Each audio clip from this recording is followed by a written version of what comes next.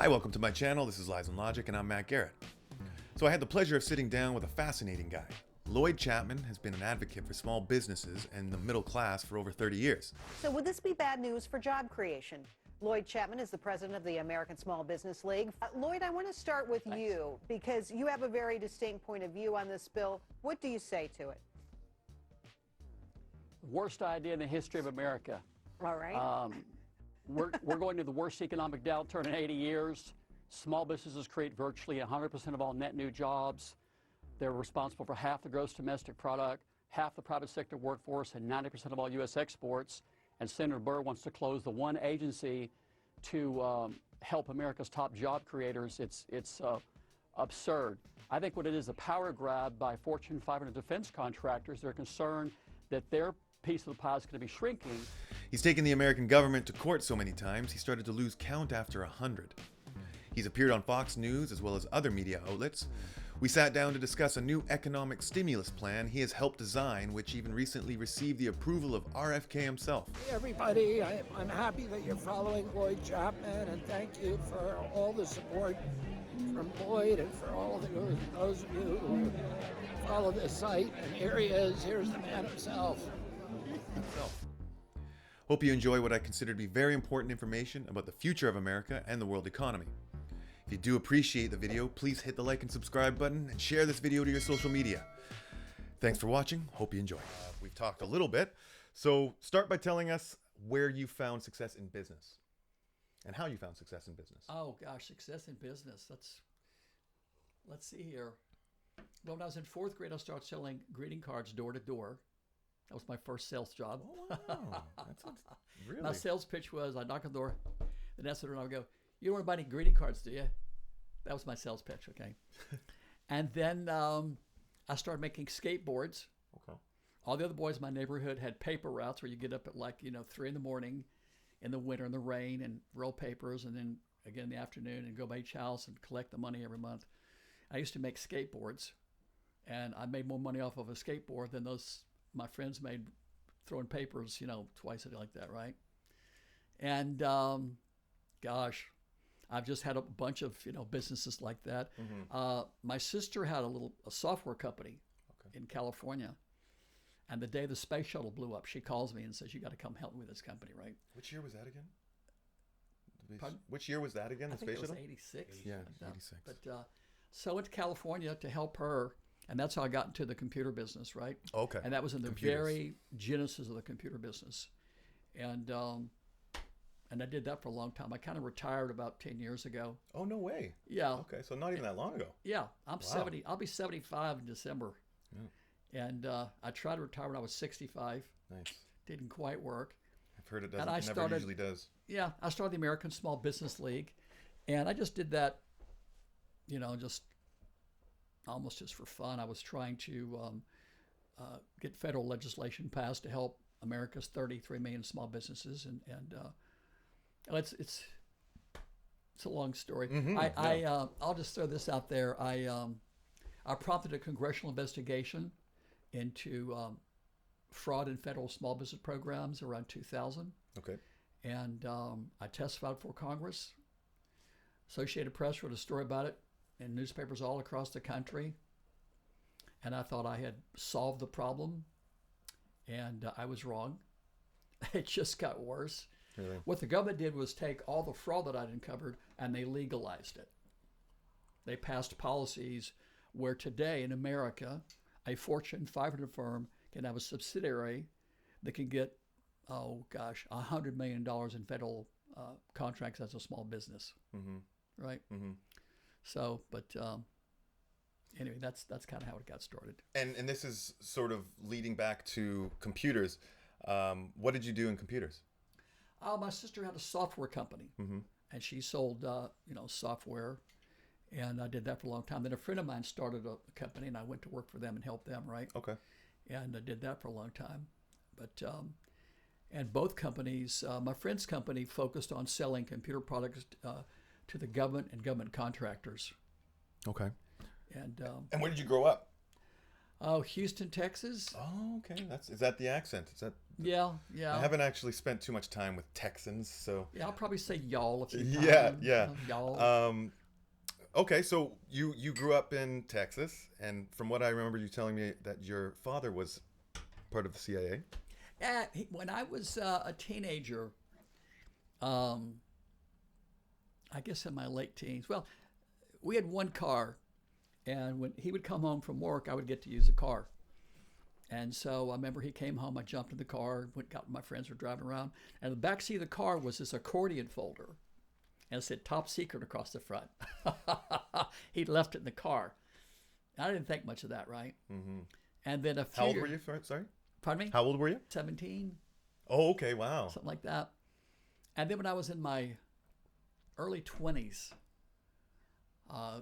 Christmas night, 1972, my parents lived in Warrenton, Virginia, and I went to visit them for Christmas, and I'm sleeping on the couch, and I went into the kitchen to get a glass of water about midnight, and he was in there at this little table in their kitchen, and he started talking to me, and the stuff he told me was so crazy, I thought he'd had a stroke, or I thought he was sleepwalking, which is so bizarre. I just thought, well, Daddy's had a stroke, and within months, I could see everything that he told me, and I see it to this day. So that was, how long? Never forgot that conversation, obviously. Yeah. That was what was that 60, almost 60 years ago. And did you have so the things he told me, I see every day, right? Mm-hmm. But anything you can elaborate on? Oh no. I guess fair enough. If I told you what he told me that night, we would never be heard from again. We'd have black suits knocking at the door. Find one of our shoes somewhere, right? Fair enough. Fair enough. Yeah, pretty heavy stuff. But I'll just say this: I've been suing the government for 35 years. Yeah, you mentioned that. And the things that I've seen and the things I've experienced, I don't think most people would believe it. Mm-hmm. It's just so different than what you think. If you grew up in America and you're just watching television and watching the news, whatever. The things that I've seen would be hard for people to believe. Right. But I've got some documents here we'll probably talk about. Yeah. But it's not like you think. When I was a kid, there was a TV show called The FBI with Ephraim Zimbalist Jr., right? Have not heard of that one. And Elliot Ness, the FBI and all that kind of stuff, Yeah, that's not how it goes anymore. It's not quite like that, I'll tell you one thing my father told me that night. And again, this was, 1972. He said, anytime someone sues the government, he says they go through their mail and they tap their phone. You can imagine what they do in 2024. Right. Yeah, it's concerning. Yeah. Yeah. So, I call them legal battles. My attorney told me to call them legal battles because some I win in court and some I win before we go into court, right? But once the attorney's involved, it's a legal battle, right? Mm-hmm. So most of my lawsuits are under the Freedom of Information Act, right? But I've won, I'll say, over 100 legal battles against the government. I think it's 110, but I never knew I would need to start counting, right? But I think it's about 110. And over the last 35 years, my win ratio against the government in federal court is 98%. I win 98% of the time. So I've won about 110. I lost about 2, something like that. But got to be in the Guinness Book of World Records by now. Yeah. Well, my lawyers have told me that is a record. I don't know if that's true or not. I don't know. But my lawyers have told me that was a record. And my cases are all under the Freedom of Information Act, right? Mm-hmm. And but I met Bobby Kennedy last summer, and I told him that I'd won 110 cases, and he was surprised. He kind of, really. And of course, he's filed hundreds of cases, right? But right. But do anyway, you have any examples of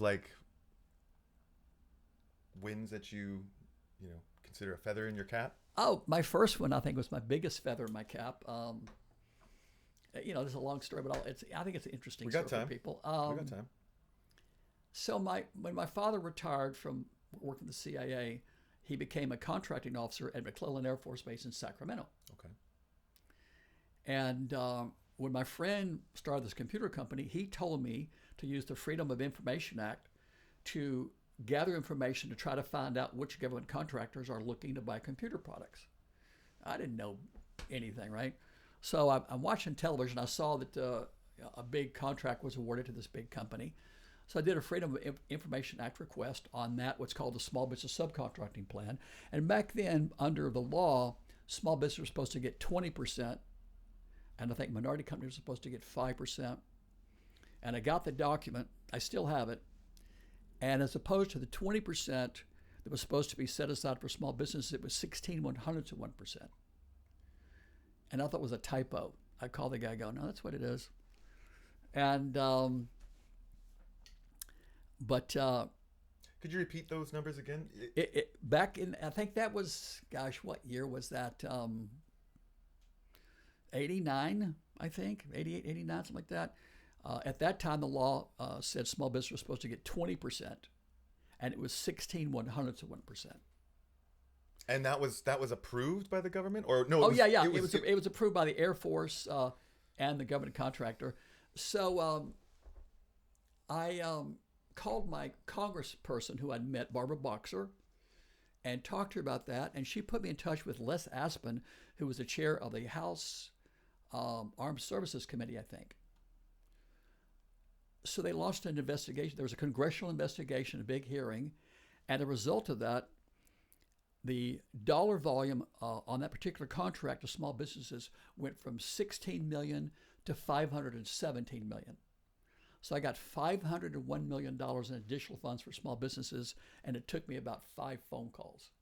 Jeez. So I thought, that's easy. Yeah. I'll do that again. Absolutely. So I requested information on 3 other contracts, and this time the Pentagon reacted aggressively, and I sued them, and I lost at the district court level to a judge whose brother was a high-ranking Pentagon official, Judge Vukazin. I remember that name.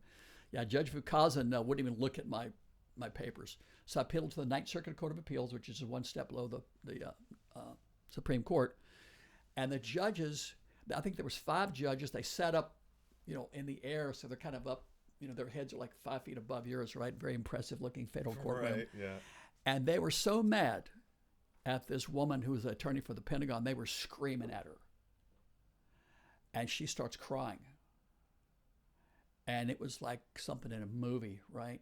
So these 5 judges are just screaming. I think she was probably like, maybe 40 years old, like that. And they're screaming at her, and she's crying. And I'm on the front row grabbing hold of this railing. I kept wanting to start talking to the judge about, I shouldn't do that, right? I won that one. And when it was over, I went out in the hall, and this attorney walked out for the Pentagon. She had a big square briefcase like pilots have. You ever seen that? It's a big square with like that. She had that, and she was crying. And as she walked away from me, I felt like I made the Pentagon's lawyer cry. Huh. Right. But that was my biggest victory. I've won a bunch of them, right? And when I win them, the judges always say something that I find very complimentary. And but that was probably my biggest one. But I've won. Quite frankly, I probably can't remember all of them. Well, I imagine you wouldn't. Yeah, there's a lot of things, details to remember. Yeah, but I remember, But I imagine this one that you're just discussing led you into your stimulus plan. This has been a 35-year journey, right? Yeah, yeah. But yeah, so today it's led me up to. I was working with Bobby Kennedy's campaign. I did his podcast. Oh, cool. And his podcast, I thought it was a video. It was just audio only. I didn't know that, right? I thought it was on video, right? So I'm showing him all this stuff, right? And I realized it wasn't video when he was describing it to people, what I was holding up, that I realized, it's just audio only, right? Gotcha. But I could tell that he was surprised at what I was telling him. Mm-hmm. That guy knows everything. I mean, you could ask Bobby Kennedy, like, what year did the EPA get started and who was the first? He knows everything. It's shocking, right? Yeah. I was at an event with him one time, and a woman asked him about a teacher strike in 1954. I thought, what a stupid question. He knew all about it. He knew all about it, right? Really? Yeah. So it was surprising. Just a Rolodex. Yeah. it was surprising when I talked to him about the small business stuff. He was surprised. Yeah. He was surprised, right? Well, it's pretty shocking. Yeah, well, it is to people. The last thing he said in the podcast was, he said, "My first day in office, I'll call you and I'll do all the things that you want, done." Right. Mm-hmm. And so that's on Spotify. I think it's called Corporate Capture, Small Business, something like that. Okay. But yeah, I could tell he was surprised, right? And so I began working with his campaign and his people, and he put out his small business plan. I don't know, maybe 90 days ago, and I wish he could. If he was elected, it would have been so big for people of America, regardless of what your political beliefs are. If that guy had been elected, it'd have been huge. Oh, for sure. I mean, for America, right? He's not part of the swamp, as they say. That's for sure. Yeah. But so, you want to talk about that? What the plan said? Yeah, I'd love to see more details and know. I mean, I just don't think people really quite understand how it works. Want to talk about this? I tell you what. You read this. Okay, this is what a federal judge said about me in a big case. Read that for the people. Sure. What am I reading here? That is the transcript from a hearing in one of my biggest legal victories over the Pentagon, and that was like almost 10 years ago, I think. But And is this the first page here? Because I read that.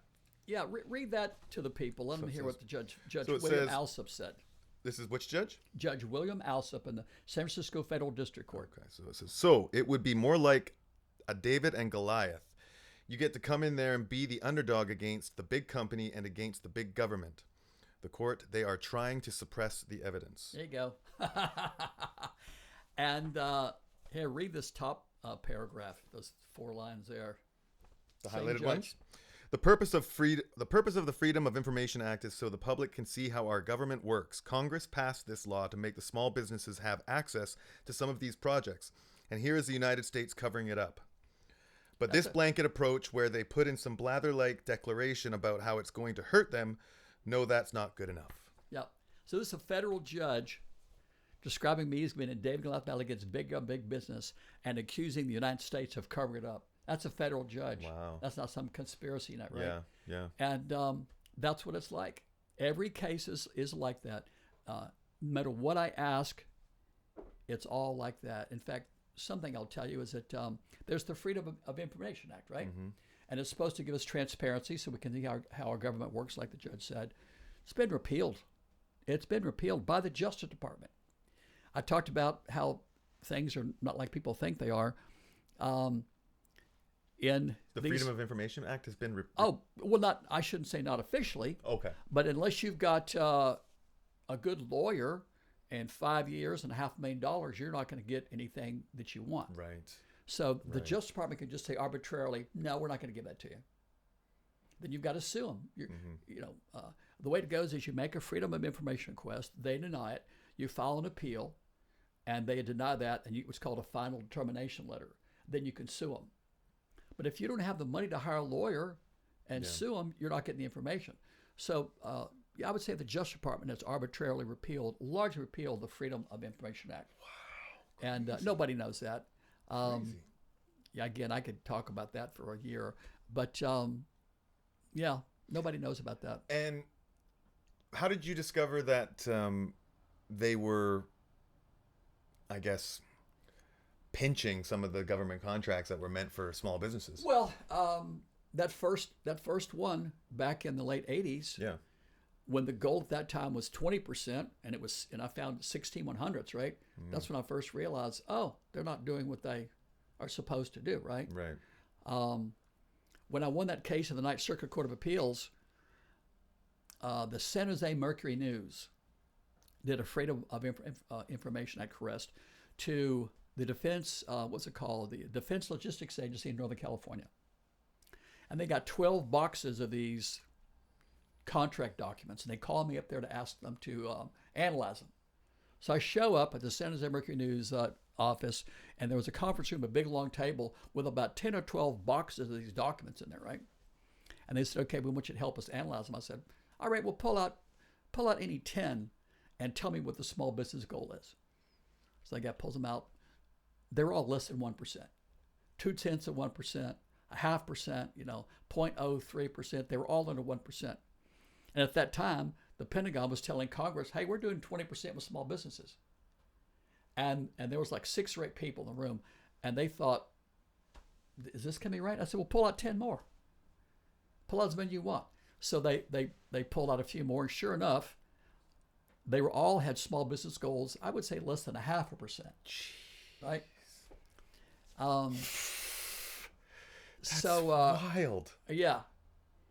By the way, when I think, I hadn't thought about this in a while, but when I think back on how long I've been doing this, the United States government has defrauded and cheated legitimate small businesses out of trillions and trillions and trillions. Sounds like it, over yeah. the last 35 years. Yeah. I get my information from the Census Bureau, from my lawsuits, and from legal opinions from the nation's top leading experts on federal contracting law. Looking at all that data in 2024, as opposed to giving small businesses the 23% that they should be getting by law, it looks like they're getting 3%. To this day. So in 2024, small business will be cheated out of over $300 billion a year.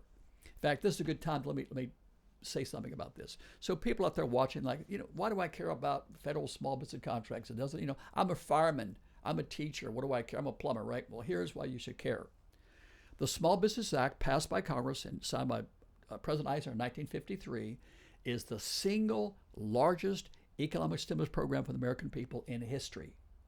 It was designed to inject federal spending into the hands of the small businesses where most Americans work. So everyone should be concerned, no matter what you do for a living, you should be concerned, because this is money that's being pulled from the middle class economy that by law should be going to the middle class to create jobs, and it's being misdirected to Fortune 500 firms. So yeah, everybody should care, again, because the Small Business Act of 1953 is the single largest economic stimulus program for the American people ever passed by Congress, and everyone should be upset about it. So Eisenhower ensured that there was going to be public funding for small businesses, and nowadays it's 3% is what is the estimated as to which is actually being applied to small businesses, and the contracts should be roughly 23%. Yeah, by law, it should be 23. So as I said, So how is this even being? How is this not being discussed in the general public, in the mainstream? Like, how is this not even being discussed with the Trump's campaign or Kamala's campaign? So the question is, how is it not being discussed? Yeah. All right. Well, there have been a number of federal investigation and investigative reports in the media. And they've all found that Fortune 500 firms are getting most of the money that's meant for small businesses. Fortune 500 firms pay for, 98% of all advertising on national television? They don't want this story on national television, so this story doesn't get on national television, right? Yeah. But yeah, it sounds kind of funny, but you can't talk about small business. You can't talk about it. It sounds crazy to people, but it's like the most taboo subject in the media. There's so many things you can talk about, all kinds of weird stuff, right? You can't talk about small businesses. And again, it's hard for people to believe, but well, any audience, people that watch my channel, they know. Most of the people who watch any of my stuff, they know that, there's a reason why that is, and we know the reason why that is. Yeah. They're trying to abolish the middle class. Right? Oh, yeah, absolutely. Yeah. Oh, absolutely. Yeah. I'll tell you a couple of stories here, and you have to keep me on track here because I'll like I said, it's all connected in my mind, right? Yeah, there's a web. So let me think here. I get a call from the New York Times. This is like 15 plus years ago. And they want to do a story about me and my campaign to end fraud in federal small business programs. The guy's name was Ron Nixon. Super nice guy. Super nice guy. I think he won a lot of awards as a journalist. He was really, top-notch guy. So I worked with him for quite some time. I met him in D.C. We talked, and I gave him a box of documents that I probably paid $500,000, to get, and I gave everything that I had. So he wrote the story about Lloyd Chapman's, multi-year battle to end fraud in federal small business programs, and he turns it into his editor and goes off for the weekend. His editor, and it's a story about me, has ever removed any mention of me in a story about me. And he took a story about how Lloyd Chapman had uncovered, billions in fraud, and turned it into a story about, at the SBA, the Small Business Administration, it's just simple human error and some computer glitches. Nobody's doing anything wrong. So he comes back from his vacation and sees what they've done, and he's just freaking livid. He's just livid, right? And I remember talking to him. He was so mad, right? But he finally said to me, he said, I've got to work with these guys. All right, so that was it. So the next thing that happened was a reporter from Associated Press calls me. And back in those days, I would go to Washington a lot to meet with members of Congress and, different people. And so every time I was in D.C., I'd go to the Associated Press office, and they would interview me. And be like 4 or 5 people, and they put one of the very first Sony color camcorders that I've ever seen back in those days. It was kind of long, skinny camera, and they would videotape me while they're interviewing me, right? And this guy did one story a year, so he worked for a year on a story, right? And I believe he'd won a Pulitzer Prize, or he and another guy won a Pulitzer Prize, something like that. Worked on the story for a year, and this was, I think, 2006, as I recall. So he calls me up one day and he says, I finished your story and we're releasing it on all of our media outlets. Well, that's the first time that I understood Associated Press would release stories on like radio and TV. I thought it was all newspapers, right? But they would, their stories would be across all media. Oh, this is great. It's going to come out, right? And it didn't come out. I think I waited about 3 days. And I called the Associated Press, where I had been many, many times. I've been there so many times, and I walked in the lobby, the girl would go, "Hi, Lloyd," and call this guy, right? And so I call and ask for him, and the woman goes, "There's no one here by that name." And he disappeared. Get out of here. He disappeared. We found him a couple years later, working out of his house in some rural area, but he dropped off the face of the planet. Jeez. Now that's a true story. That's how desperate the Pentagon and the government is to cover up this. By the way, this is trillions in fraud. It's felony federal contracting fraud. Mm-hmm. If this story ever came out properly, hundreds of people could go to prison. Mm-hmm. Right? All right, here's the third story. So a girl from the LA Times calls me. And this is right after the New York Times story. And she says, I think she saw the story in the New York Times or something like that, and she wants to do the story. And I said, well, you can't, do it.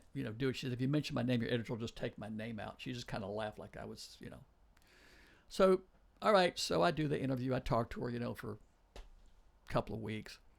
And I'm pulling into the parking lot of my office one morning, and she calls me, and she says, they released a story I wrote about you, and my editor has removed any mention of your name, and I...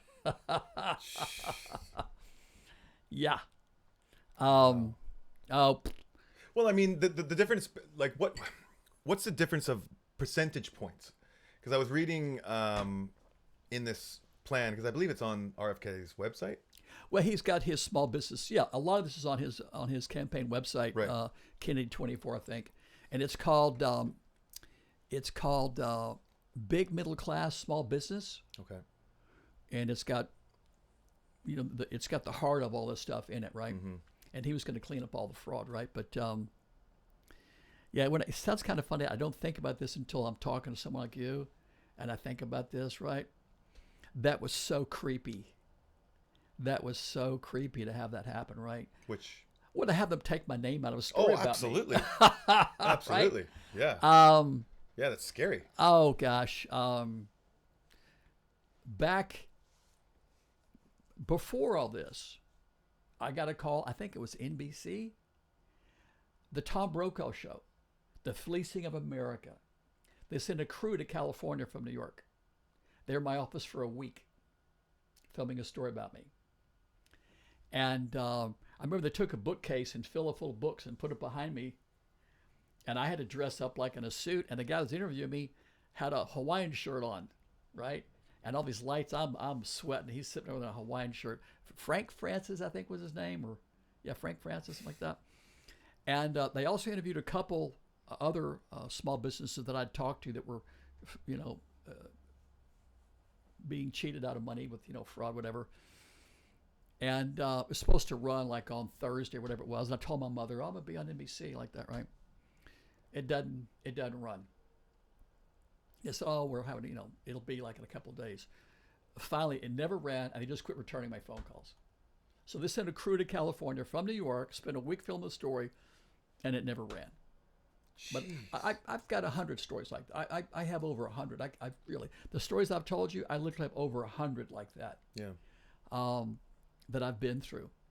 You can't talk about this because the Pentagon is, I would say, they're pretty much omnipotent, in Washington, right? They don't want this story to get out there, and they've got the power, to. Well, I mean, it's kill a pretty these stories. powerful. It's a pretty powerful tool. What that 20%.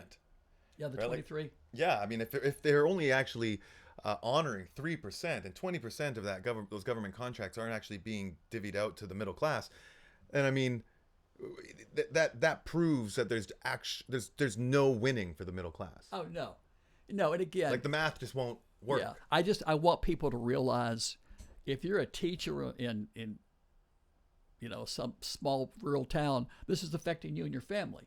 Because it's money that by law of your tax dollars that should be reinvested back into the companies where most Americans work, and it's not happening. Right. And I'll repeat the fact that 98% of all companies in America have 100 employees or less, and that's where most Americans work. It's 33 million small businesses. They employ most of the population, and this money is supposed to go back into middle class, and it's being diverted to Fortune 500 firms.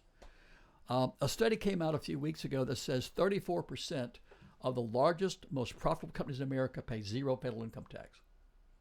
So they're taking money that should be going to the middle class where most Americans work, where all the jobs are created, and diverting it to a tiny segment of the economy that hasn't created one net new job since 1980, and 34% pay no federal income tax.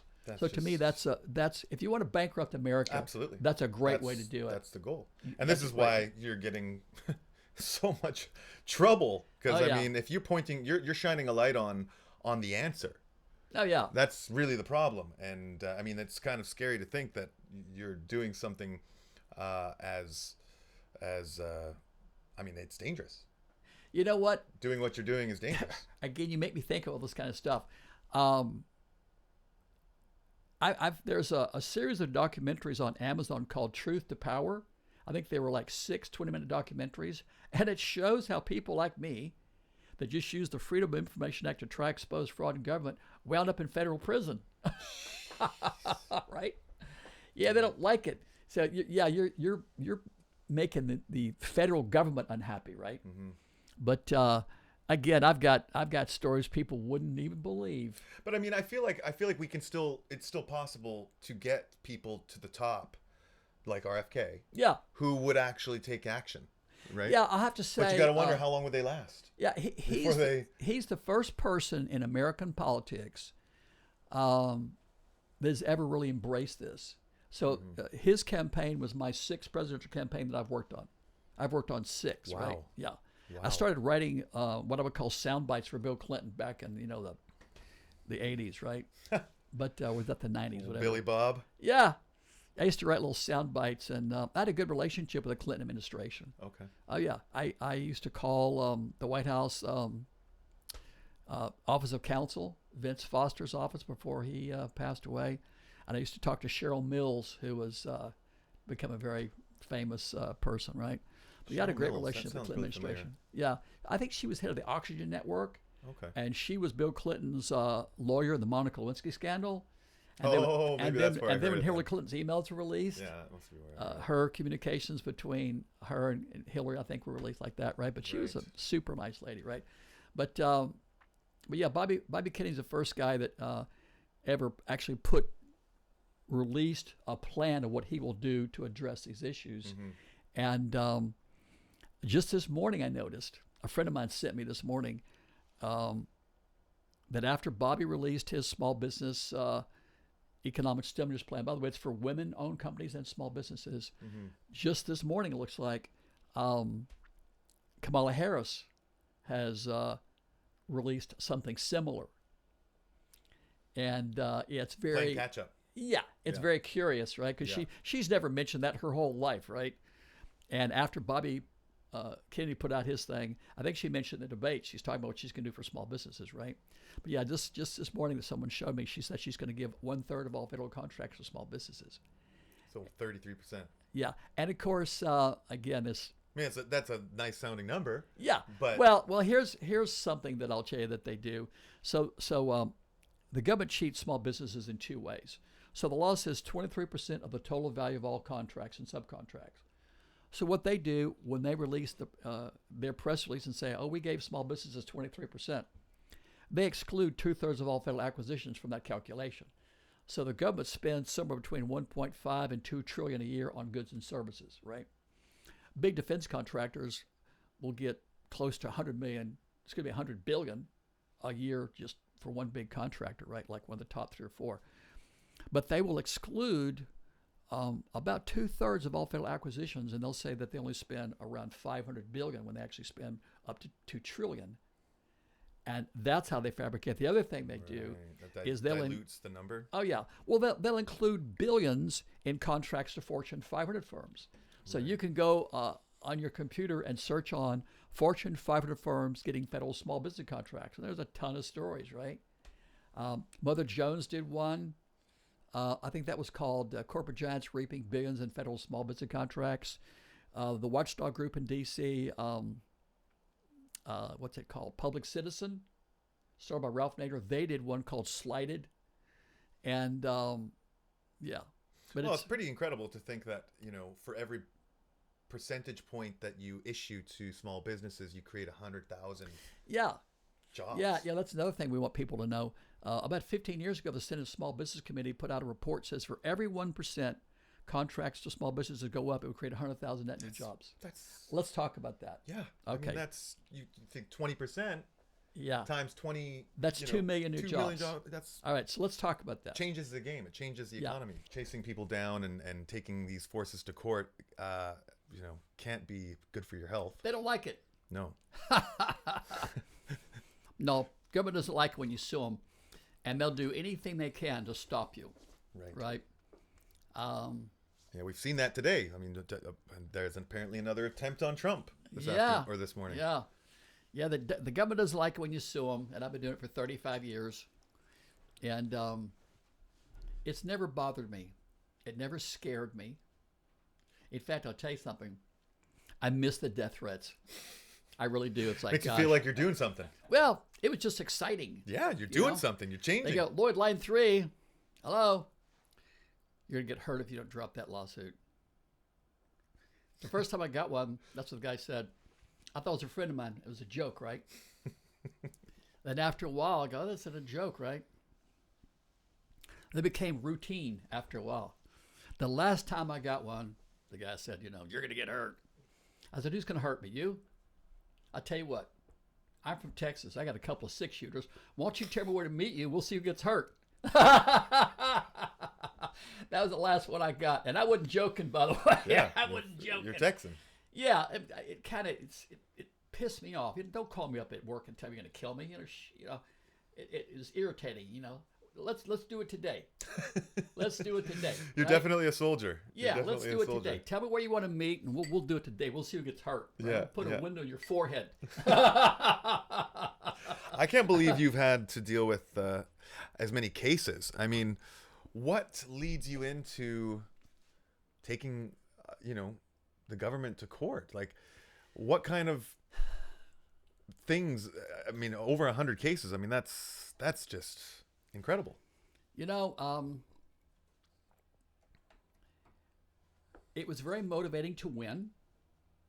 To win. It's very exciting. It's uplifting to win, right? And I would have stopped doing this years ago, but it was really pissing me off, right? Right? Everything they did to try to silence me actually motivated me. That's a fact, right? If they had just left me alone, I would have quit doing this stuff probably 20 years ago, right? Mm-hmm. But all the attempts to silence me, like the newspaper stories that took my name out of articles about removing me, your right? existence. Yeah, it just pissed me off, right? But every time you ask me a question, I think about a story. Yeah. I was in Atlanta at a computer conference, and that was after that congressional investigation where I testified for Congress and Associated Press. Larry Margasak wrote a story about it, all newspapers all across the country. So I had some notoriety for that, right? And this couple wanted to talk to me at a break at this conference in Atlanta. So I met with them out in the hall, and they had started a small business because they'd heard the government has to do 23% with small businesses, right? So they quit their jobs. I think they cashed in their 401ks and took a second out on their house to start the small business, and they're selling computer products, right? And they were losing orders for a $1,000 printer to a company in Amsterdam with 26,000 employees around the country. Around the world. Okay. And it was called Berman NV. So back when I first started doing this company out of Amsterdam was getting federal small business contracts, one of the biggest computer suppliers on the planet. So I'm talking to this couple, and the woman starts to cry. And the tears went down her cheeks and then dripped off the end of her chin onto her dress. This big wet spot was, on her dress. And the husband leaned in to console her, and he starts crying. And I could start crying thinking about it right now. That's not right. Mm-hmm. That's not fair, right? Mm-hmm. You shouldn't tell the American people, start a small business because we've got to do 23% with small businesses, and then put them out of business competing with some of the biggest companies, not just in America, but on earth. Mm-hmm. Companies in Holland, we got to compete with, right? And I've talked to a lot of people that were in tears, a lot of people, right?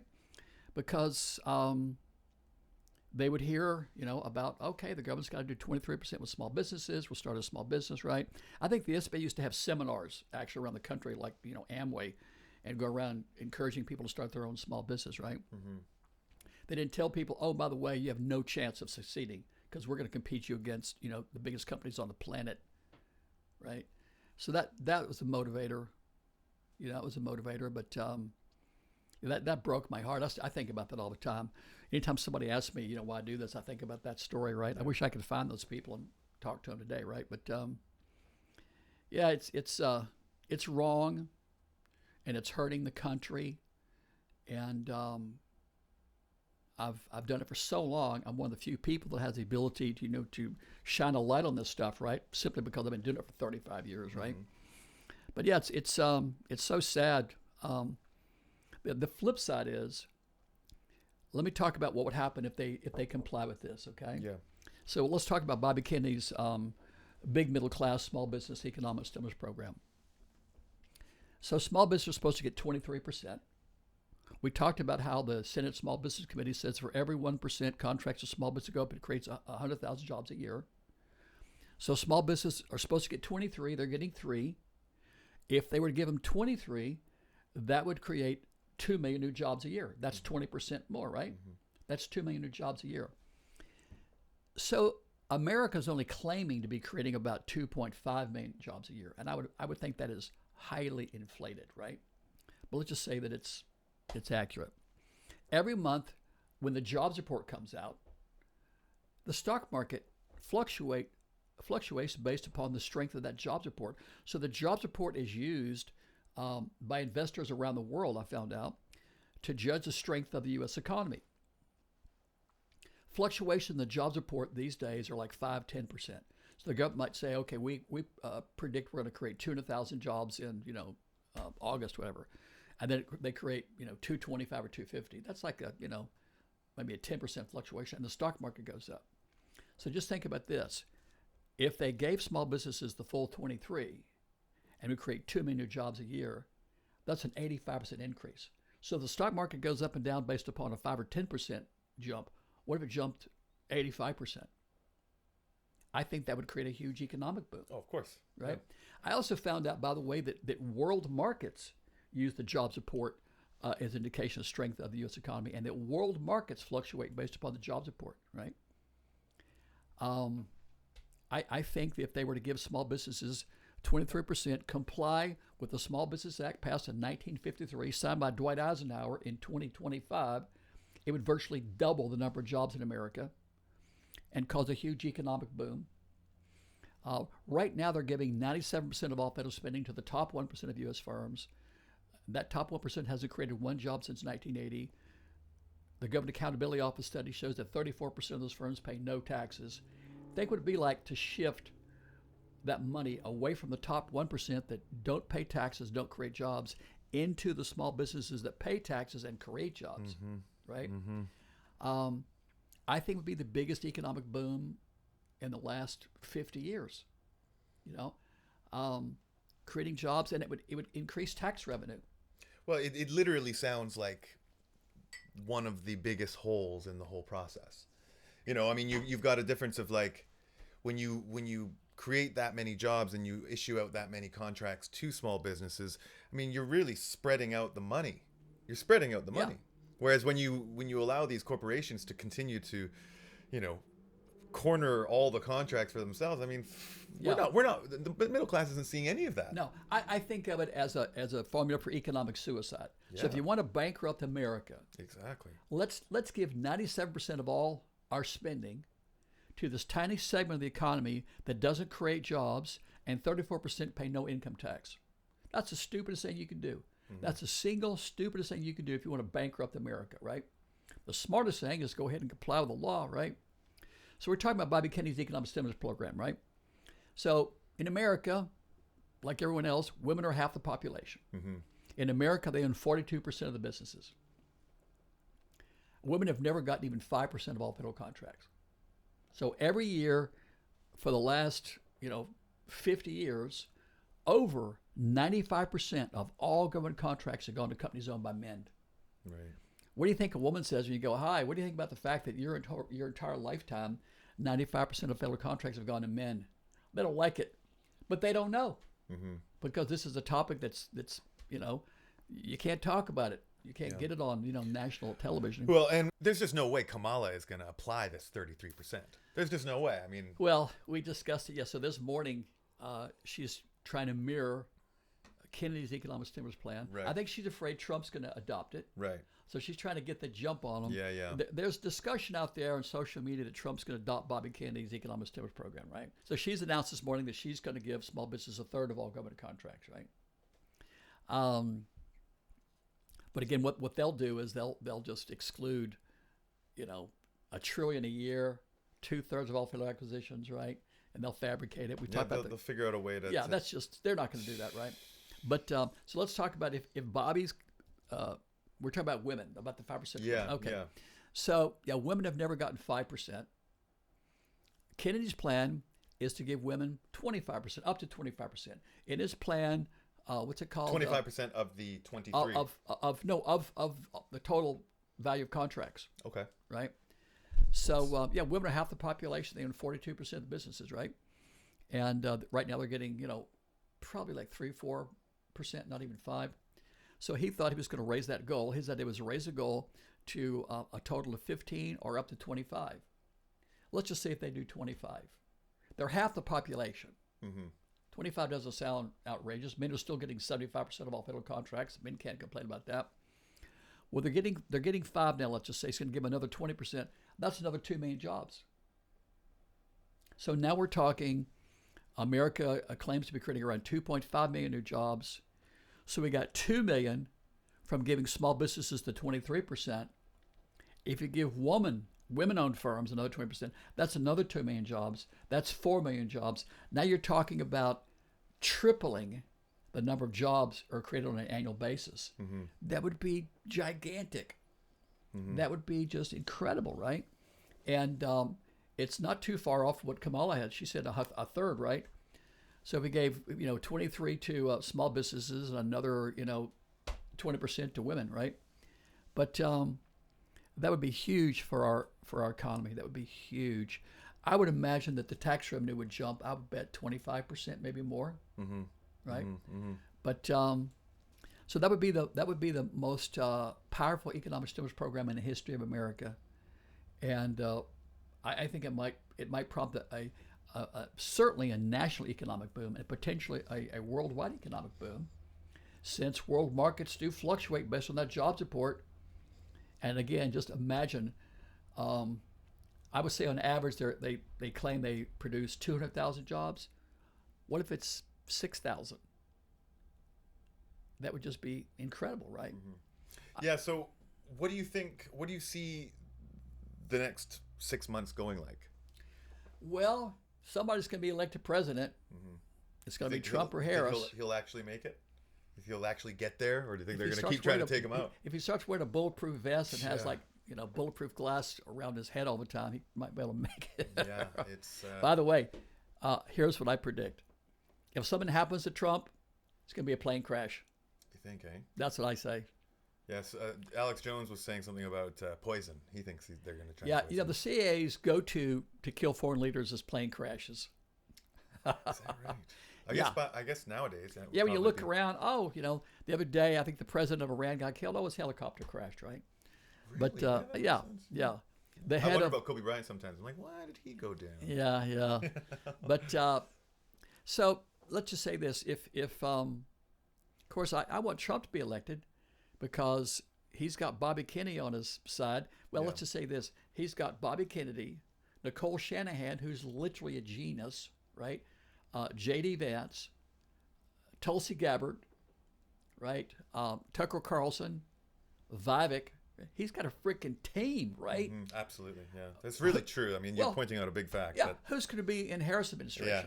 Yeah, no. Her and Tim Walz. Who's Tim Walz, right? Yeah. No one's ever heard of that guy. Never heard of him, right? Nicole Shanahan started a company so to give less fortunate families free legal advice through AI. She's an AI genius.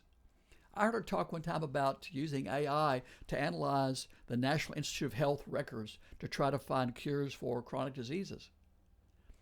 Here's Lloyd Chapman's prediction. The cure for cancer will be done by artificial intelligence, not by guys injecting rats with different things, right? So I think it's possible that someone like Nicole Shanahan could find the cure for cancer by using AI to analyze all these medical records. There's something causing cancer, right? There's something causing it. There's some pattern, right? Mm-hmm. For example, we know cigarette smoking causes cancer, right? We know people of high cholesterol, get cancer. So there's something's causing it. And what better way to find out than have artificial intelligence? So Nicole Shanahan, is an expert in that. So yeah, Trump's got a much better team. Yeah, I've done a lot of research into cancer with family being afflicted by it so many times. Yeah. I mean, the stuff that they know about cancer is shocking. But the reality is AI would probably be a very good tool to potentially solve the mutation. Because what's happening with cancer is they know how to prevent cancer. They've known how to prevent cancer for a very long time. It's the medical companies want to figure out how to correct the mutation downstream. So preventing cancer is just a matter of reducing the fuel sources, like carbohydrates, sugar, those kinds of things. If you reduce those down to a healthy minimum, then you'll be fine. But if you continue to bombard your mitochondria with energy, you're going to start backing that up, and that's what creates the mutation of the cancer cell. It's actually pretty fascinating stuff. Thomas Seyfried, a guy I've been studying, he's from Boston University, professor. He's been researching Otto Warburg's research from the 40s on cancer and continuing it. Wow. And it's really fascinating stuff. Really fascinating stuff. I would love it if in the next administration they would cure cancer. With AI, that would be great. Yeah. Let's just say this. I would vote for whoever is going to cure cancer, right? Whoever that is, you've got my vote, right? I don't care what you do, cure cancer, and you've got my vote, right? Well, the first step to that is making sure that they don't fuck with our farms. Exactly, yeah. Well, that's Bobby Kennedy's area, right? Yeah. He's real big on family farms and getting toxins out of our food, So, again, I'm for Trump because I like his team. Kennedy, Shanahan, J.D. Vance. Oh, I forgot Elon Musk, the smartest man on the planet. Yeah, that's a good guy to have on your team, and right? Pretty funny guy. Yeah, people should really think about that. I don't care what your political background is, Trump's going to have an incredible team of people, right? Yeah, Elon Musk, in my opinion, he's the smartest guy on the planet. He's one of the smartest people ever lived, right? He invented a rocket ship that can take off and land like in a science fiction movie. Oh, right? he's an alien for sure. Yeah. He's one of the aliens. Yeah. Sure. He's made the electric car, commercially viable. I think he produced he produces more electric cars in a year than the whole planet has, produced, from the beginning of time up until when he started, right? So yeah, what an amazing team of people, right? But Harris has her and Tim Walz, who, what's he gonna do, right? I cannot stand that guy. I don't know what it is about him. But Yeah, the energy I get from him on camera, it just bugs me. You know what? He sounds like a slime ball. You know what? I tell you something. He's creepy. There's something about him. Yeah, there's something about him. There's He's something creepy, about him. right? Yeah, absolutely. Why did they pick that guy? Of all the people on the planet, why did they pick that guy, right? I think it's his LGBTQ policies and pushing, because that's the most divisive thing you can do. I've always said that if you really want to divide the people, divide men and women. If you can divide men and women, well, there's lots of religions, there's lots of countries, there's of course, the problem is you divide men and women. You got to decide now what's a man, what's a woman. See? Well, and now that's going to be hard. Another good way to divide them is create a bunch of different genders. Yeah. Now you have not just men and women. Now you have a fuck ton of other things that who knows. But yeah, that's all divisive, right? Like their goal is to continue to, again, you've probably heard, destroy the nuclear family. And how do you do that, right? You divide men and women. You teach young boys to think girls are the same as them, and you teach young girls to think that they're just as strong as men and just can do everything a man can, which sure you can, but that doesn't necessarily mean you have to. When I see what's happening in the world, by all means. When I see what's happening in the world, it's like I'm watching a science fiction movie. I saw a guy in the Olympics. I forgot what sport he's in, but it's a guy. He's like a big guy, but competing against women. In the boxing? Is that what you're talking about? Maybe it was. Yeah, that was big controversy. I know there was a big tall guy in the swimming thing, right? Yeah, we did a video. But that's just hard for somebody my age to comprehend. Absolutely. Yeah, that's not a girl. No. I can tell. That's not a girl. I don't care what he says, right? Yeah, there were a couple instances that were very I don't understand it. questionable. My heart goes out to people that are confused about that, right? But gosh, how bizarre to see a obvious man competing in Olympic sport with women. Yeah. How crazy! I remember when that? those first videos were seen. It was pretty tough to watch. I mean, there's a lot of suggestions saying that there's that they are men or they are women, and they just have some type of genetic issue. Yeah. But again, bottom line is, I mean, when you walk around and you look like that, I don't know. It's tough to say. Yeah. Well, let's just say this again. My heart goes out to those kind of people. Yeah. I actually have a friend that was transgender, a good friend, right? And but when you're born, on your birth certificate, it says what you are. I'm going to go with that. I'm going to go with that, right? Whatever it says on your birth certificate, I kind of think I'm going to go with that. That's what you are. What it says on your birth certificate, that's what you are. Now, what you want to be is another thing.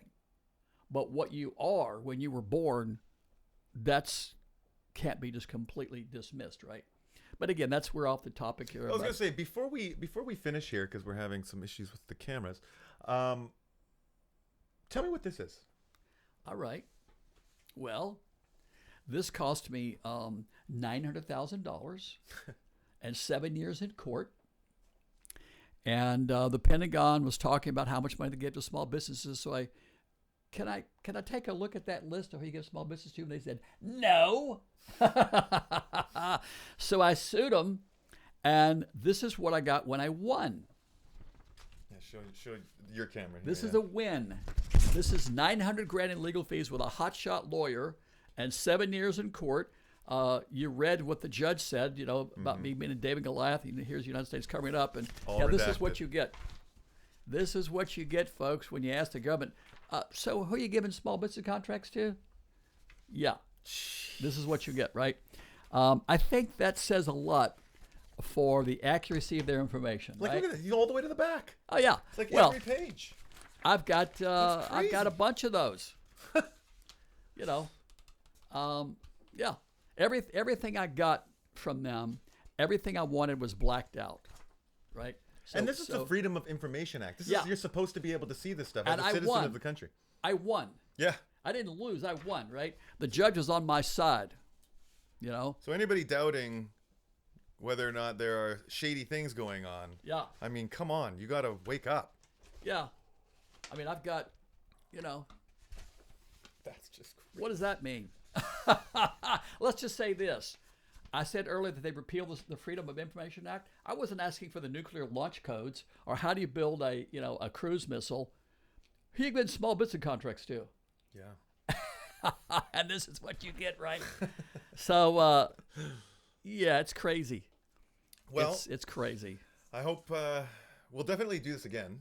I know Yeah. that I feel like we should wind it down because I don't want to lose another shot here. Our All right. cameras keep seeming to overheat. But we'll definitely do this again. Yeah. And I really do appreciate your time. Sure. I think this information is absolutely imperative to get out. And whatever you got to do it, I'm going to try and help. And we got to try and spread this information because it's a game changer. Yeah, I want It's an people to know. absolute game changer. Nobody knows. I Yeah. want everybody in America to know that the Small Business Act is the largest economic stimulus program in history for you and your family, and it's kind of been repealed, and we want to get it put back in place. Absolutely. Absolutely. All right. Lloyd Chapman. Thank you. Thank you very much. All righty. All right. Take care. Bye-bye.